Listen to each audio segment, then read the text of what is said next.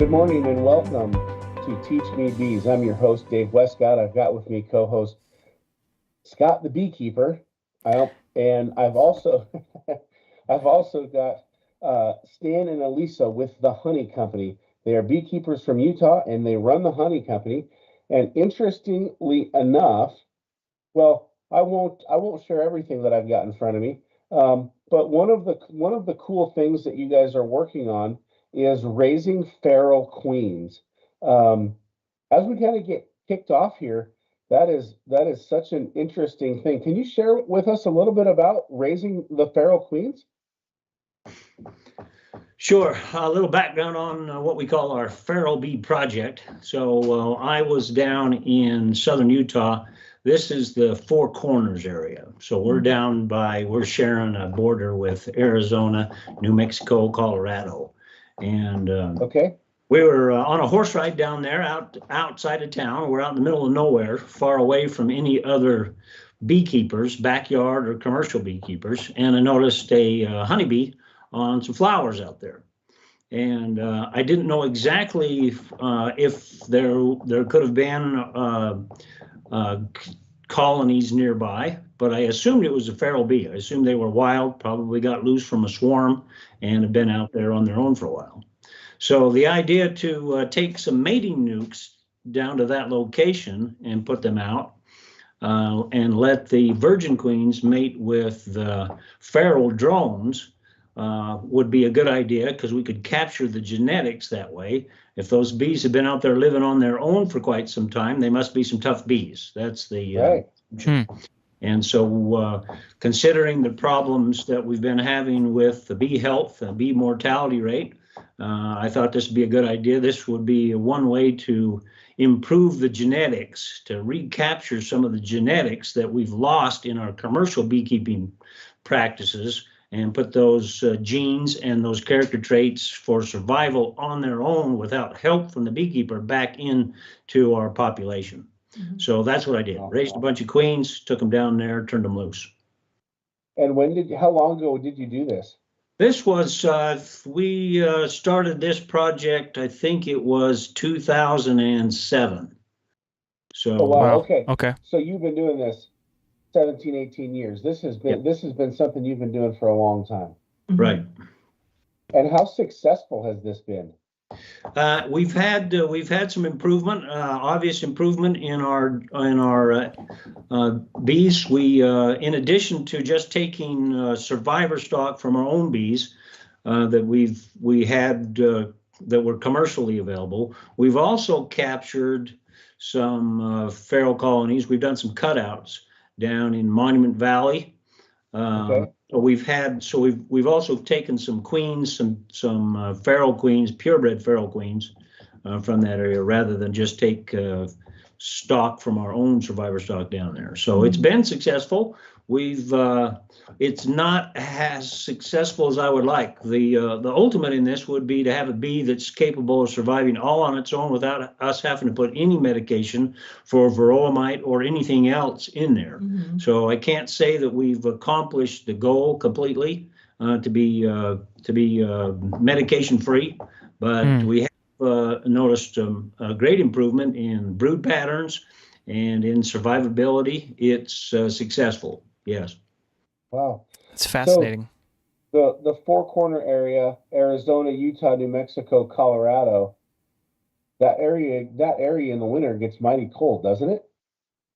The temperatures down in Blanding is closest to where we're at, are very similar to Wasatch Front. So even though it's further south and it's a higher elevation. Mm-hmm. So if you were to look at temperatures that are similar to the population areas in Utah, Salt Lake City, Provo, Orem, Utah County, that area, it's about the same temperatures there. So they'll get a little bit less precipitation down there, but the temperatures are about the same.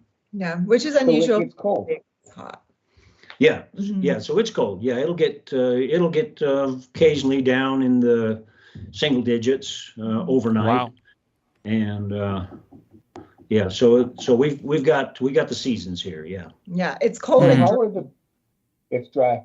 how do the bees survive the cold? Because one of the things you hear is like, oh, if I was a backyard beekeeper and I let my beehive go for the winter, they would die of cold, they would die of starvation, they wouldn't survive over the winter. But it seems like these feral bees, they not only, one, are they reproducing, two, you found them, which is amazing, and then three, they're able to survive the cold. How are they doing that? Are they burrowing, nesting in the ground? What is that? Can I answer first? So the first thing you want to keep in mind is that the top honey producing states in our country are North Dakota and Minnesota, which are much colder than we are here. So bees can winter in their hives just normally. Sometimes they die, but we wish they didn't do that. But they can overwinter. We just need to make sure that they have enough honey in the hive, when we're preparing for winter. We start in spring to prepare for winter. Probably you do too. And we want to have them produce surplus honey, and then we leave. In our area, like our rule of thumb is that we try to have, if we're wintering in 2 deep boxes, which is typical for us here, then we want those 2 deep boxes to be about 100 pounds in, late October. So if we pick up the hive, it's about 100 pounds. And if they have enough honey, then they can, consume the honey, and they detach their wings, they shiver and generate heat, and that in their cluster, and that, maintains the colony. You know that, but. That's awesome. But it's great. It's always great to hear. And, for the audience, they might not know. Sometimes you've got kids listening to the show. In fact, I was just talking to some people that had some kids listening to the show, and they were saying how fascinating it was to learn that, the best thing that somebody can do for a beehive is plant flowers. That bees need flowers.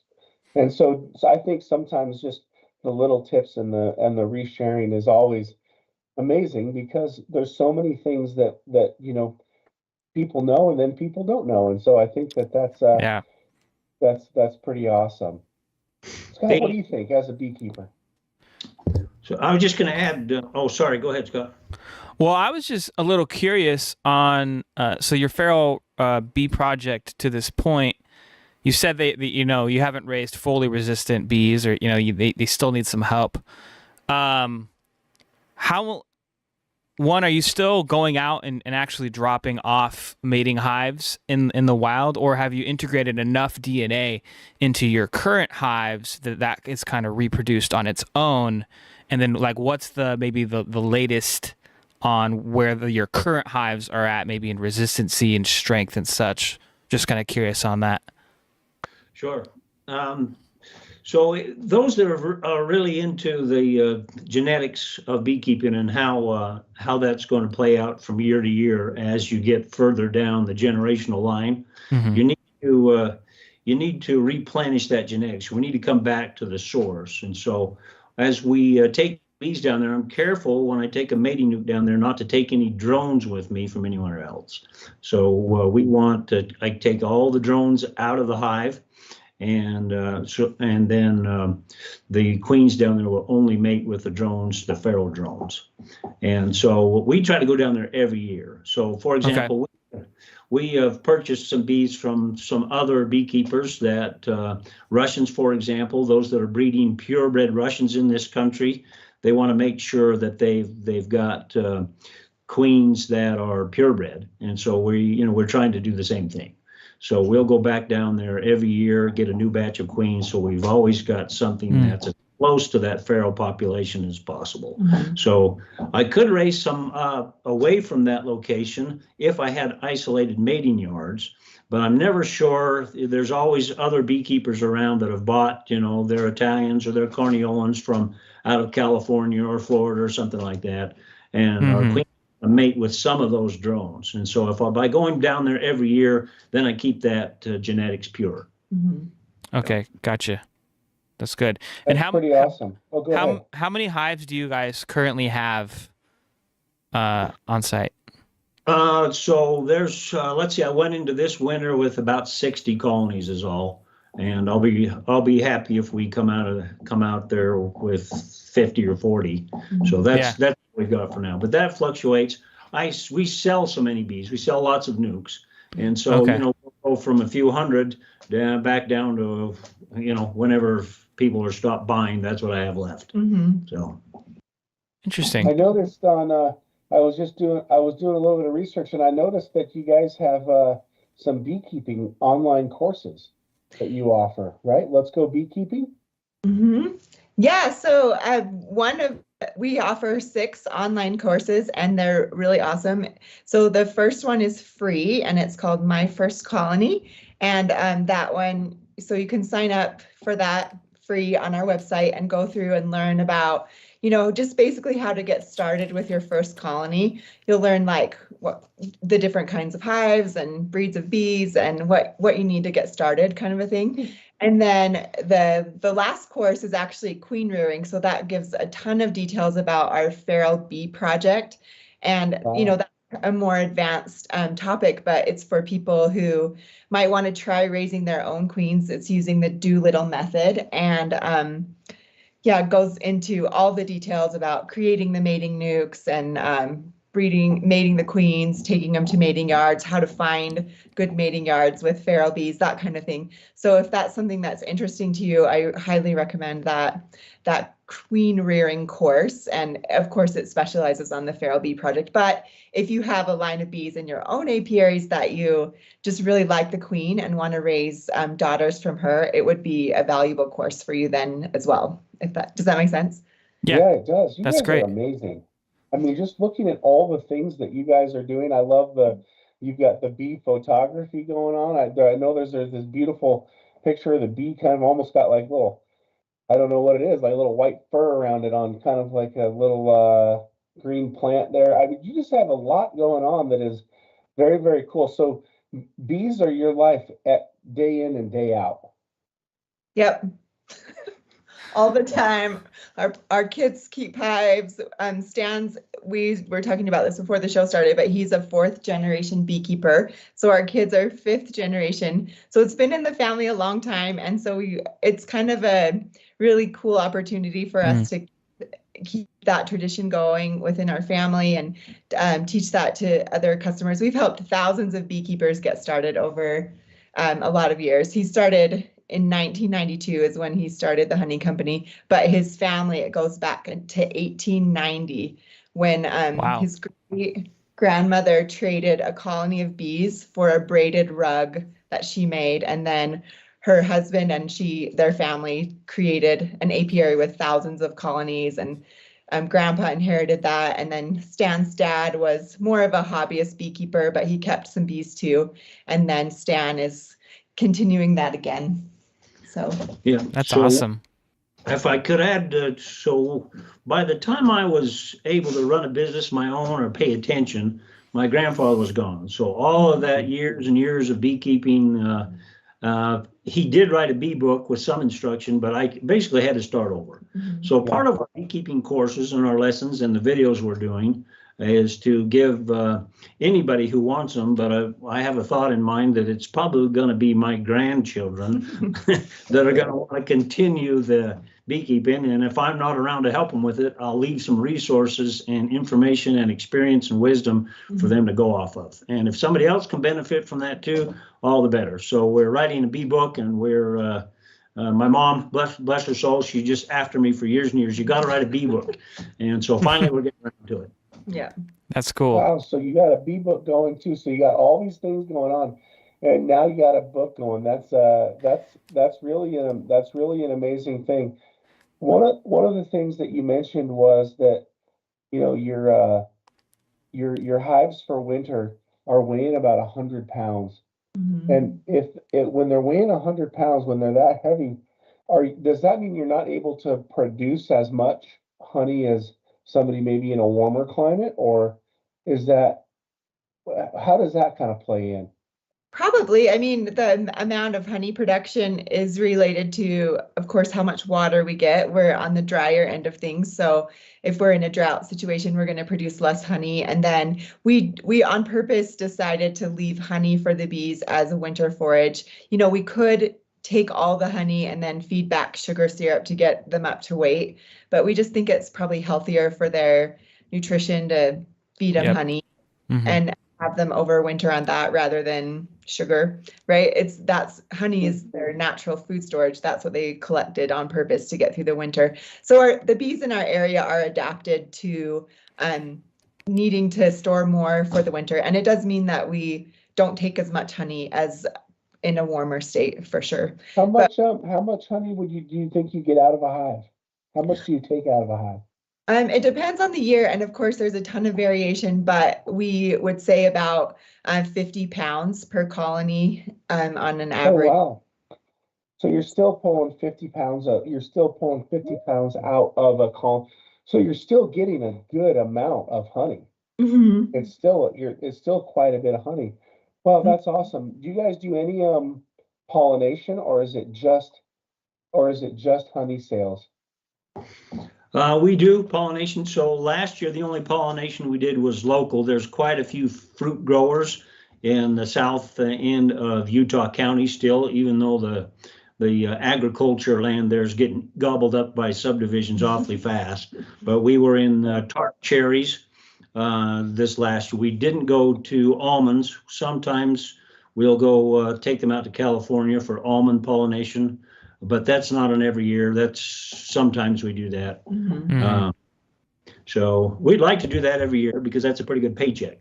But depending on how many colonies we have, I like to sell a lot of nukes. With the name of a company, the honey company, you'd think we'd have lots of honey. We'd specialize in honey, but quite often we run out. So I got a call earlier.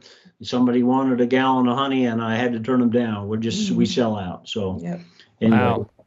Yeah. So we do get involved in some pollination, and the honey is so variable. So we found that we need to branch out into other areas of the beekeeping industry rather than just rely on honey cells. Mm-hmm. Okay. Could you?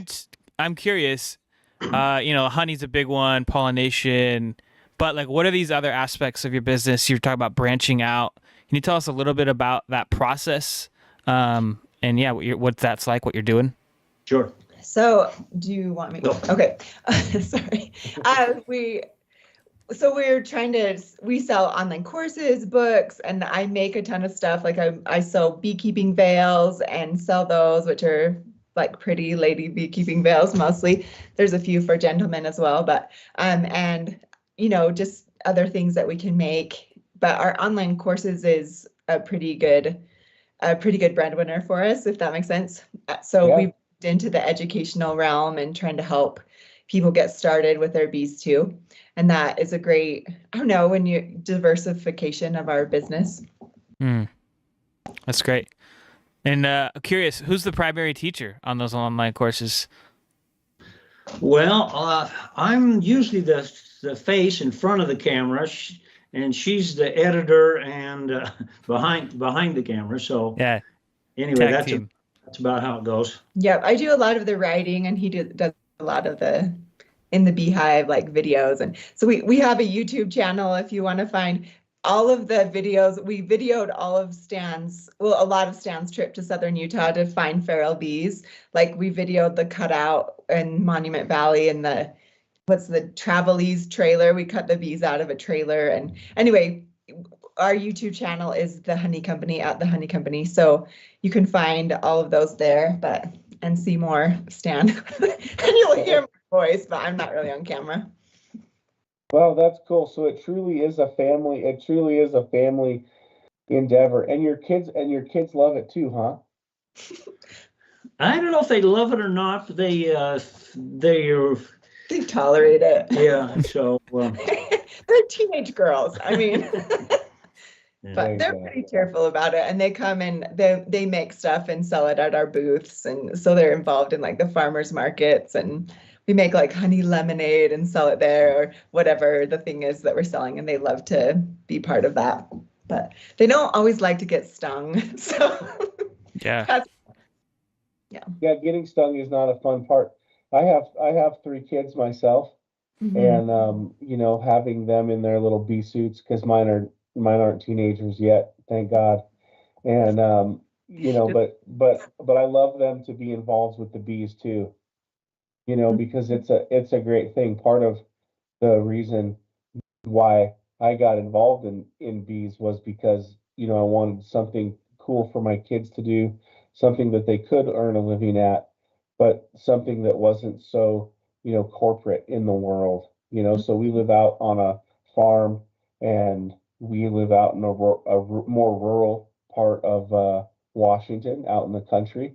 And so, you know, we're not in the city. And so, you know, doing something that's good, doing something that's with nature, doing something that requires hard work, is, I think, is a good thing for kids in this day and age.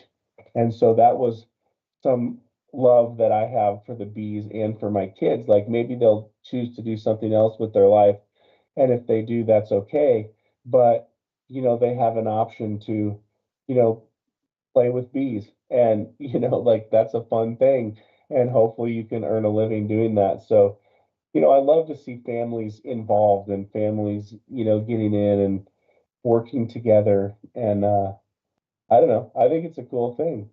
Yeah, I was just watching the other day. We have a video of the girls extracting honey when they were really little. It was, anyway, just the nostalgia of young kids and bees. It's pretty fun.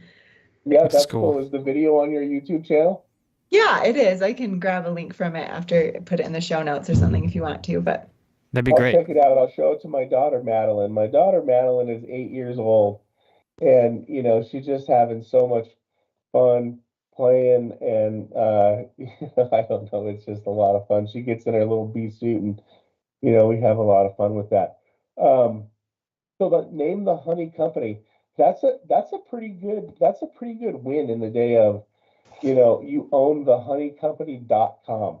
yep, In an age where it is hard to get a .com, yep. you know, how did you get that? How did that happen? That was just, you just went on to GoDaddy or something, and it was available, and bam, you got it? Or Well, it happened in the 90s. So okay, okay, doing this a long time. So yeah, we yeah, have that website and many iterations of it over the decades, really. Wow. So yeah, that's pretty exciting. We couldn't decide on the name for the honey company. So finally we just, what are we going to call our honey company? Well, the honey company. yeah, That's how That's It's awesome. awesome though, because everybody knows what you do. I mean, you know, and it's easy to search. yeah. Google likes that name a lot for sure. Yeah, they do. That's awesome. Yeah, that's a good thing. Yeah. I started another business 10 or 12 years ago, and I had to get the domain, and I started with the .org, and then finally I paid highway robbery of like $7,000 to get the actual Hmm. .com off of somebody, you know. So I understand how so that's kind of a cool thing. So what do you guys see for the Feral Bee Project in the future? What's the future of that?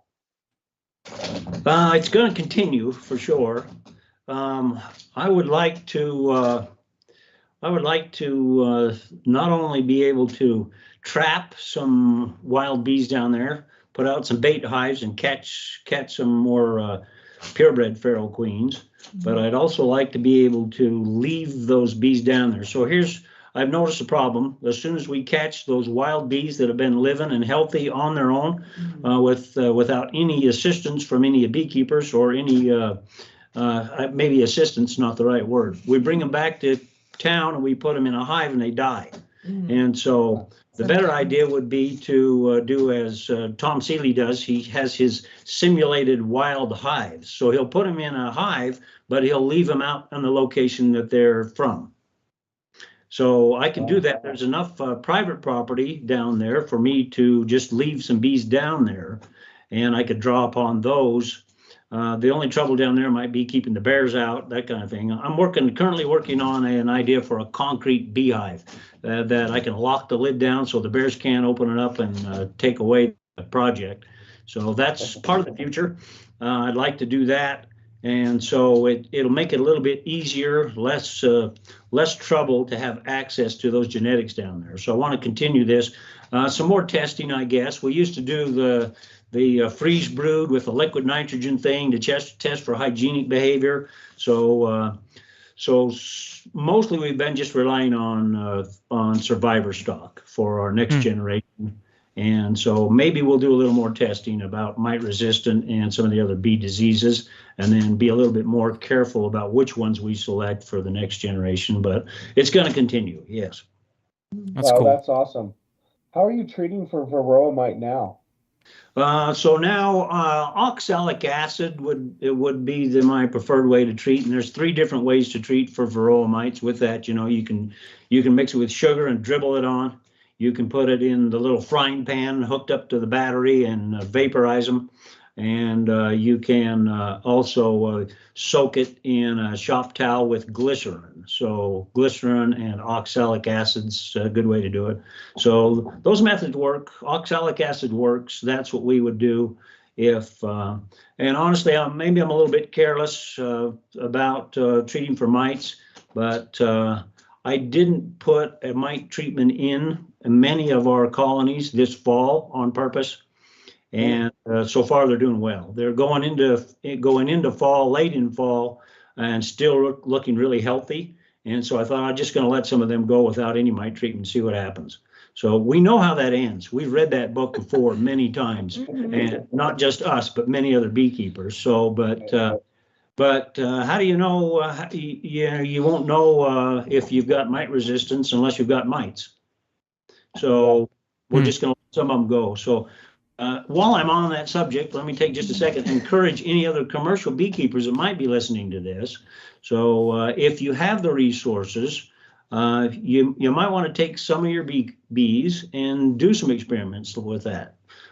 So rather than rely on somebody else doing the work for you, make a contribution to the bee effort. If you think you've got some genetic diversity in there that's worth pursuing, you got to be willing to put a certain percentage of your work and your labor into the effort of saving the bees, rather than just buying genetics from somebody else. There's much that other people can do on their own. Now, and I'm not saying anything new. Remember the Minnesota Hygienic? This is what Marla Spivak was telling everybody.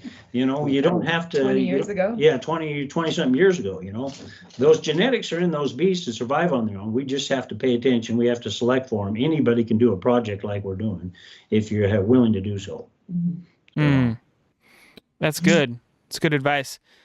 What kind of advice would you give to a new beekeeper or someone contemplating getting into beekeeping, whether it's a backyard beekeeper or someone who's like, I got 2 hives and I want to split and maybe grow to 10 in the next couple of years, or, maybe a smaller operation? What kind of advice would you give them in any capacity? I guess I would say go for it. Like, try it, jump in with both feet, learn by doing, go for it. Try keeping a couple hives, and the experience of doing that is really valuable. You can sign up for our course, which we recommend, but there are other courses out there. Get a book and get a course, learn as much as you can and go for it. Just jump in. I don't know, I'm repeating myself, but that experience and be prepared to have some successes and some failures, and there's a steep learning curve, and it's okay. Just own that there is a steep learning curve and be okay with both your successes and your failures. Maybe some of those first colonies may not make it because of decisions that you don't know how to make yet, but go for it. I don't know if that helps. Yeah, that's awesome. I love it. Go for it. You need to be prepared for disappointments. So if let me say that a little bit more clear. You need to be hardened by disappointment. Yeah. So your bees are going to die on you. So just sometimes. Yes. Yeah. So eventually you'll encounter all the bee diseases there are out there to get. So, you need to be going realistic about it, but don't let that stop you. So some people will start reading about bee diseases, and this varroa mite's been scaring us to death and causing all kinds of trouble for so many years that they are a little bit, it takes the fun out of beekeeping when you're just reading the section in the bee books about bee diseases. So don't worry about that stuff. I mean, eventually, you're going to encounter it, but don't let it stop you. So, and you need to be prepared for reversal. If you're going into a commercial business and thinking of bees, my grandpa mentioned in his bee book, some years we experienced reversals. So it's not that we just didn't make any profit that year. We actually had to use the profit from the previous year to keep going 2 years later. So that kind of thing can happen. And that's pretty scary when you're thinking about making a living at it and providing for a family in anything in the agriculture business, really, but especially bees. So luckily, we can recover from problems like that in the bee industry maybe a little bit quicker than, say, a cattle rancher could from a devastating loss. So we had wildfires that went through here a few years ago and wiped out some people's cattle that were out on the range. And just, they're done. They're out of business when that kind of thing happens. Beekeepers have a little bit more of a buffer. They're a little bit more resilient when they lose quite a bit. But anyway, that's some of my advice from years of beekeeping is that you need to be prepared for disappointments, but don't let it stop you. Yeah.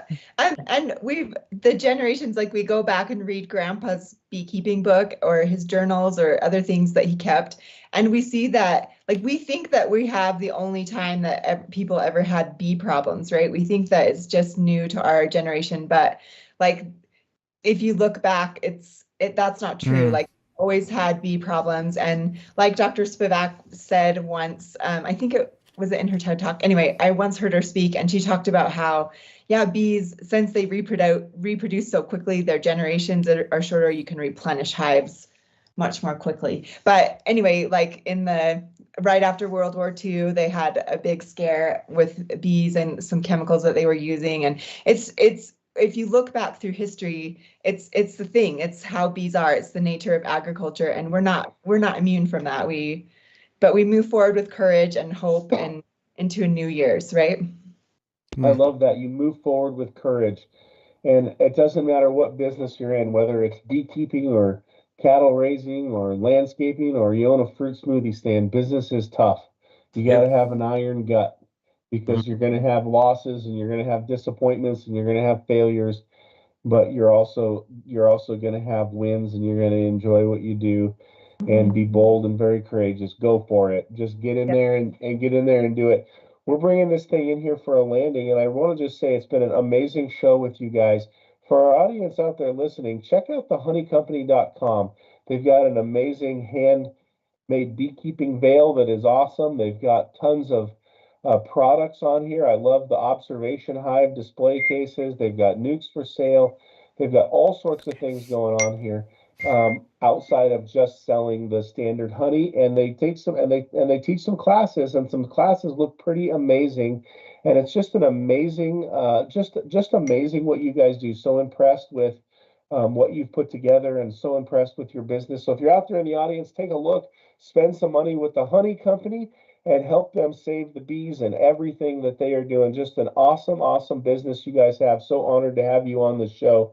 Thank you so much. Any final thoughts as we bring it in for a close? Just thanks for having us. We appreciate, getting to chat about bees. Something we'd love to do. Yeah, thanks, Dave and Scott, both of you. Good to be with you today. And I will say that we had just recently attended the North American Honeybee Expo in Louisville, Kentucky. Big event, massive event, biggest beekeeping event I think that's ever been assembled. You ought to check that out if you're inclined to go to those kind of things. They'll be doing it again. Lots of fun. Yeah. Awesome. That's a great tip. I'm gonna check that. I'm gonna check that out. I'm gonna check that out for sure.